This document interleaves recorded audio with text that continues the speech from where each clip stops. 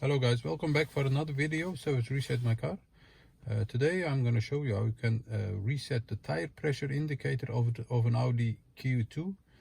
It's a 2016 model. You have to reset the tire pressure after repairing a tire or after changing the tires. Otherwise you'll get an indicator on the menu or on the dashboard that the tire pressure isn't good. I changed the tires and I'm going to show you how you can reset the tire pressure indicator on the display of this car. Okay, before we start I want to mention our YouTube channel. It serves Reset My Car.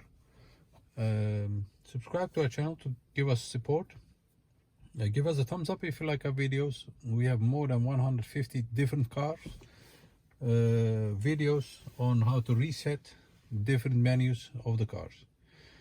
Okay, let's start with this one. This is a Audi Q2. It's a 2016 model, and I'm going to show you how you can reset the tire pressure indicator. Okay, we have to enter the menu first. To enter the menu, you have to turn the ignition on. Then we have to go to this button. We're going to use this button and this turning wheel to confirm our change. Okay, press the menu button once. Once you press that, you'll get to this area. Once you are here, you have to go to the car, press the wheel. Once you are here, there is a secret menu button over here. That's this button.